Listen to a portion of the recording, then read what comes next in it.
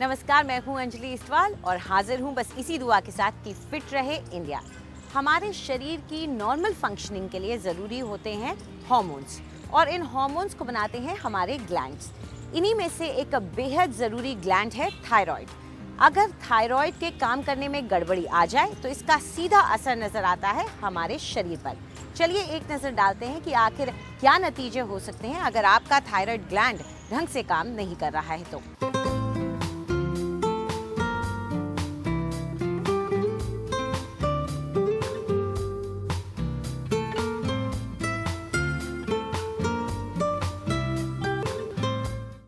At least मुझे 6-7 months हो गए हैं थायराइड हुए। मुझे बैक पेन होता था बहुत, स्पॉन्डिलाइटिस। पानी वगैरह सिप करती थी, अंदर लेती थी तो निगलने के टाइम पे या सिप करते वक्त बहुत पेन होता था।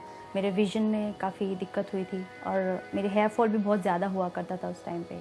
और अचानक से मेरे मदर इन लॉ ने भी नोटिस किया कि बहुत स्वेलिंग हो गई है, यहाँ पे मोटा मोटा हो गया है। तो मैंने फिर ब्लड टेस्ट करवाया तो उन्होंने थायराइड पॉजिटिव बताया। उसके बाद से मैंने मेडिसिन खाना शुरू किया। थायराइड ग्लैंड है, ये एक छोटा सा ग्लैंड होता है, अबाउट 8 से 10 ग्राम का नेक के अंदर। इसका काम होता है जो आयोडीन होती है उसको लेके दो बहुत बहुत ज़रूरी पदार्थों में बनाना, जो कि लिविंग, जो कि जीवन के लिए बहुत ज़रूरी है, not only in utero but also जो जीवन हम बाहर बिताते हैं मदर के वूम्ब के बाहर। सो दोनों डेवलपमेंट में plus day to day activity के लिए ये जो हार्मोन है ये बहुत आवश्यक है। थायराइड की खराबी तरह तरह की होती है और सबसे कॉमन खराबी है वो है गॉइटर, कि ग्लैंड जो है अपने नॉर्मल साइज से बड़ा हो जाता है। ये बहुत बड़ा हो सकता है। दूसरा है कि थायराइड ग्लैंड जो है वो ज़्यादा काम कर सकता है या कम काम कर सकता है, मैं आपको ब्रॉडली बता रहा हूँ। और तीसरा है कि थायराइड ग्लैंड में ट्यूमर्स आ सकते हैं। वो ट्यूमर्स कैंसरस हो सकते हैं, नॉन कैंसरस हो सकते हैं। सो ब्रॉडली ये होता है। इसकी जो मैनिफेस्टेशंस होती हैं वो डिफरेंट एज में डिफरेंट होती हैं। जब थायराइड कम काम करता है और उसको हम लोग हाइपोथायराइडिज्म कहते हैं, तो उसके कई कारण होते हैं, लेकिन फाइनली जो ट्रीटमेंट होती है वो है रिप्लेसमेंट थेरेपी। मैं अपने पेशेंट्स को कहता हूँ कि जो ट्रीटमेंट है ये नेचुरोपैथी से ज़्यादा नेचुरल है, बिकॉज जो चीज़ आपकी बॉडी में कम है वही चीज़ आपको बाहर से in the form of a tablet दी जा रही है, जिसका नाम एल-थायरॉक्सिन कहते हैं। ये दवाई सुबह सुबह खाली पेट दी जाती है और बताया जाता है कि कम से कम 40 मिनट तक कुछ ना खाइए। थायराइड आजकल 10 बच्चों में से 9 बच्चों में देखी जाती है। जहां लाइफस्टाइल बीमारियां हैं वहाँ थायराइड सबसे पहले एंड ऊपर देखा गया है। कारण भी मॉडर्न वे ऑफ लाइफ है। Tension, stress, packaged food, plastic से खाना खाना भी माना गया है। नॉन स्टिक बर्तनों का यूज़ करना भी माना गया है। थायराइड को अगर कंट्रोल में लाना हो तो बाहर का खाना जितना कम कर सको उतना बेटर है। फाइबर इंटेक अपने खाने में बढ़ाइए।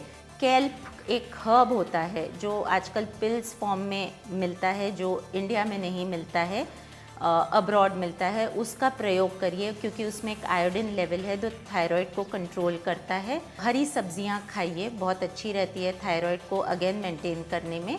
और कॉम्प्लेक्स कार्ब्स, ब्राउन राइस बहुत अच्छा है थायराइड को वापस लेवल में करने के लिए। और 100% आपको 1 घंटा वर्कआउट करना चाहिए क्योंकि थायराइड के लेवल्स एक वर्कआउट और हेल्दी ईटिंग का कॉम्बिनेशन होता है। बहुत ज़्यादा स्ट्रिक्ट डिनर्स पे नहीं जाना चाहिए जहां हम थायराइड की बात करते हैं, क्योंकि वहीं से आपकी सॉल्ट की कमी होनी शुरू हो जाती है जिससे थायराइड प्रॉब्लम्स एग्रीवेट हो सकते हैं। नमस्ते। आज प्राणायाम के विषय में हम जो प्राणायाम सीखेंगे वो है breath of fire. Breath of fire माने कि जो आपकी ब्रेथ है वो एक फायर के तरीके से निकलती है। कॉशन है इस प्राणायाम का, जिनको ब्लड प्रेशर है, जिनको कोई हार्ट की प्रॉब्लम है, एंजाइना हो चुका है या उनकी सर्जरी हो चुकी है, अगर आप प्रेग्नेंट हैं, वो लोग ये प्राणायाम नहीं अटेम्प्ट करें। सो ब्रेथ ऑफ फायर में आपने क्या करना है, आप पहले कंफर्टेबली बैठेंगे, आप अपना पोस्चर सही करेंगे, अपनी स्पाइन को कंफर्टेबल रखिए, ऊंचा नहीं खींचना और ऐसे नहीं करना है, आप सिर्फ कंफर्टेबली बैठिए। और जब आप बैठे हैं तो आप देखिए कि आप अपना स्टमक फील कर सकते हैं कि वो थोड़ा सा आपकी स्पाइन के साथ एंगेज्ड है।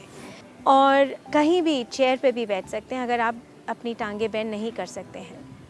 एक हाथ अपने स्टमक पे रखेंगे और दूसरा हाथ नॉस्ट्रल्स के नीचे यहाँ पे रखेंगे। जब आप इसको शुरू करेंगे तो आप एक्सेल ही करेंगे। इनहेल नेचुरली होता है पर इनहेलेशन पे ध्यान देना है। तो वो इस तरीके से है।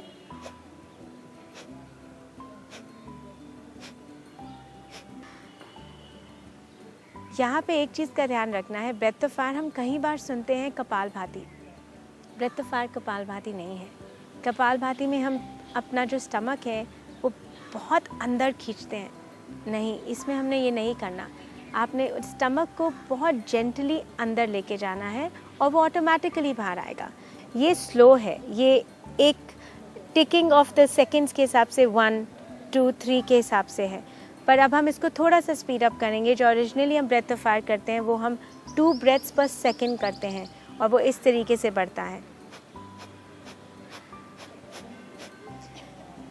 तो जब आप कंफर्टेबल हो जाएं इस ब्रेथ के साथ और आपको मालूम है कि आप दोनों नॉस्ट्रल से आपको एक्सेल हो रहा है, अपने हाथ धीरे धीरे नीज़ पे लाइए और अपनी चिन थोड़ी सी जालंधर बंद में लीजिए और इसको कंटिन्यू करिए।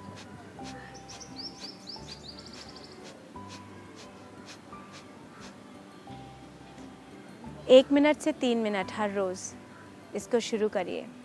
आप इसको 5 मिनट तक भी कर सकते हैं और दिन में 2 बार भी कर सकते हैं, पर खाली पेट।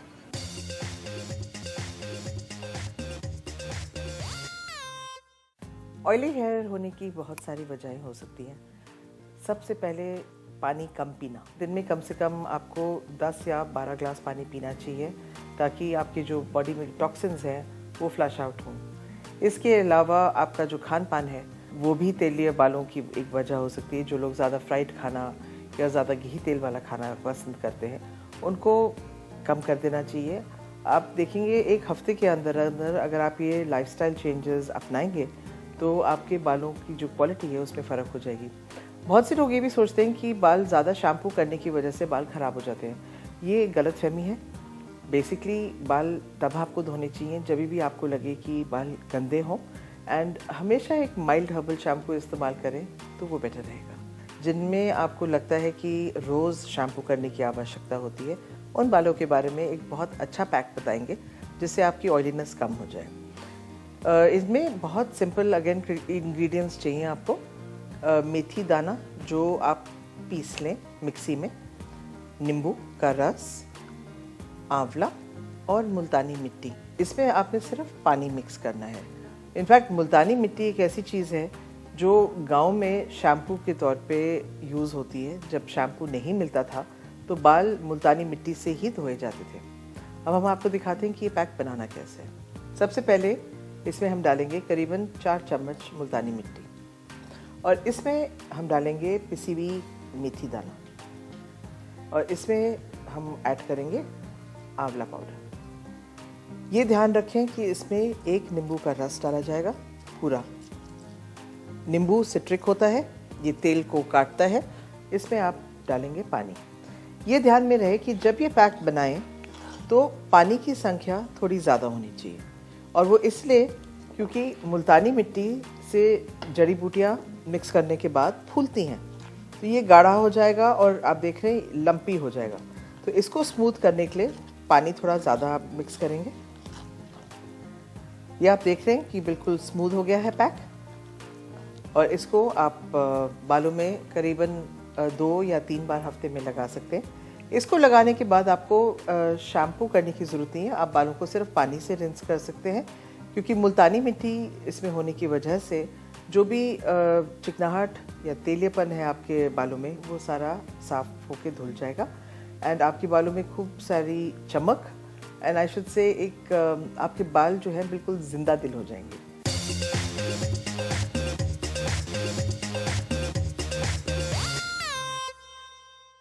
क्या आप उनमें से हैं जिन्हें एक बहुत ही डिफाइंड वेस्ट लाइन चाहिए? अगर हाँ, तो मैं आपके लिए लाई हूँ एक कॉम्बिनेशन वर्कआउट जिसके अंदर 30-30 सेकंड्स की 4 एक्सरसाइजेस करके हम मनचाहा रिजल्ट पा सकते हैं। तो आइए शुरू करें। इसके लिए आपको एक मैट की आवश्यकता है और इस प्रकार से आप अपने दोनों फीट को फ्लैट रखिए और 45 डिग्रीज इंक्लाइन पोजीशन पे आ जाइए। दोनों हाथों को क्लास्प करके हम टॉर्सो को ट्विस्ट करेंगे।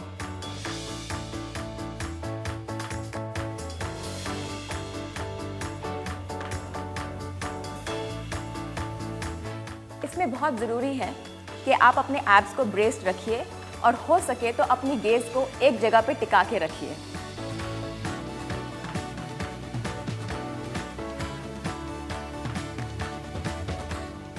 इसकी इंटेंसिटी लेवल हम बढ़ा देंगे एक लेग को ऊपर करके।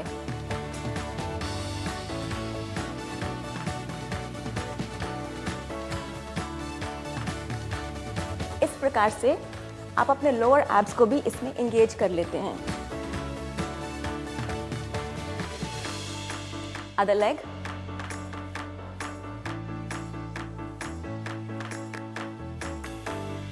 इस एक्सरसाइज को और चैलेंजिंग बनाते हैं दोनों लेग्स को ऊपर करके और थोड़ी इसकी इंटेंसिटी बढ़ा देते हैं।